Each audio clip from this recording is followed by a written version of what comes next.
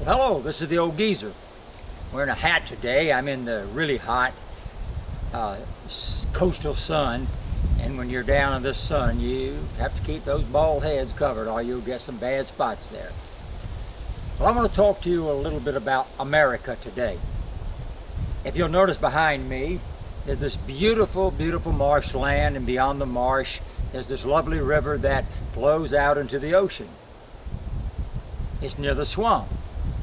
You can't see this, but behind me is the swamp. Now, it's beautiful to me. Some people say, well, I don't see anything beautiful about a swamp, but I think the river's quite lovely. Well, as I was looking over this river today, I thought, America is beautiful. And as I looked into the swamps, which is behind the camera, the alligators are there. Yes, they are there. There are moccasins, water moccasins, and I'm sure a few rattlesnakes crawling around the edges. But it's beautiful. You might ask, how could that be beautiful? I grew up in the South, near the swamp, and as a child, my dad and I and friends of ours would camp in the swamp. And we thought how beautiful it was early in the morning when the fog and the mist would move across the kind of the bayou type country. And in the evenings before the sun was completely set, that would repeat itself again. It was beautiful. Sure, it could be a little dangerous at times, but it was beautiful. And so I asked myself about that as well. I said, is that what makes America beautiful? The beautiful swamps and the beautiful marsh and the river. How about the mountains that I left a few days ago? Large, tall peaks with snow covered during the winter, lush vegetation in the summer and never too hot. Often too cold in the winter, I might add, but never too hot in the summer. The babbling brooks, the rivers, trout fishing. Is that what makes America beautiful? And I thought, no, not necessarily.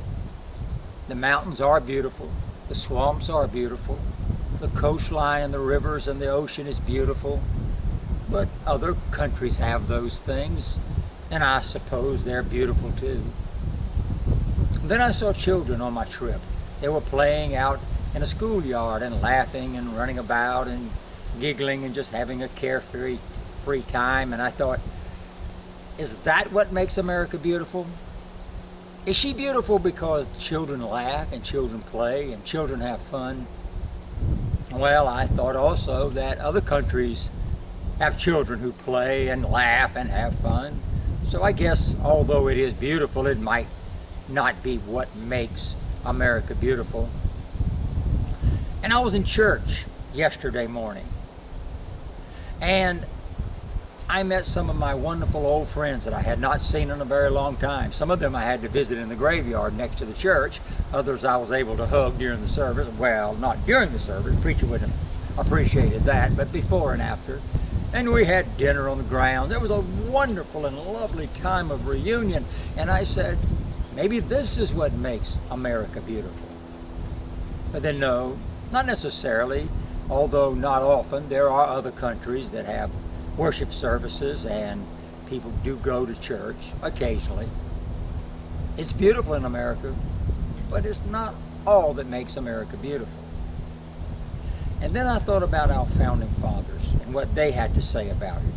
And in the second paragraph of the Declaration of Independence, it said, we hold these truths to be self-evident, that all men are created equal, that they are endowed by their Creator with certain unalienable rights, and among these are life, liberty, and the pursuit of happiness. And then I thought about old Ben Franklin when he left the Pennsylvania State House, constitutional building today. They call it the Constitutional Center or the Constitutional House there in Philadelphia. And when he left, he got to thinking, he said, that as the proceedings in the Constitutional Convention unfolded, he noticed that George Washington, who was the president of that convention, not yet the president of the United States, but the president of that convention, he noticed that George was sitting in a chair, and on the back of that chair there was an horizon. The horizon. And now on that horizon was a sketching of a sun, S-U-N. And old Ben thought to himself, and he said, is it a rising sun or a setting sun? Well, he concluded that it was a rising sun, because the hope of America had been chiseled in that great document called our Constitution, that great constitutional republic. She was on her way, and Ben Franklin was excited about that. And this morning when I rose and I saw the sun coming up over the marsh, this is to the east, and I thought, that's a rising sun. And if I choose, I can go visit my friend about a quarter of a mile away. He's on the other side of this island, and I can watch a setting sun. And I wondered, is America a rising sun, or are we now a setting sun? I fear that we're a setting sun, and it grieves me deeply. We have an out-of-control Congress, an out-of-control executive branch, an out-of-control judiciary, and we're letting it happen. As I said in an earlier video, an earlier post, that we're the enemy, and indeed we are, because we, the people, established this government with our representatives, and we, the people, are in charge of this government, but we've given that charge over to someone else, to corruption, to graft, to unbelievable taxes, absolutely incomprehensible regulations by the EPA and other such organizations. We are giving America away. And I realize now that what makes America beautiful is not the trees and not the marsh, nor the mountains, nor the children, nor the people. What makes America beautiful is freedom and liberty. The freedom and liberty that was given to us by our founders. Are we going to throw that away? Are we going to throw our liberty away because of laziness and convenience, or we just don't want to be bothered to fight for our country? No, I don't mean overseas. I don't mean the armed services. I'm a veteran. We do a great job in that regard. I'm talking about fighting for our republic so that she will remain a republic. Ben Franklin was also asked a question by a lady as he left the convention center. Dr. Franklin, the lady asked, what have you given us, a monarchy or a republic?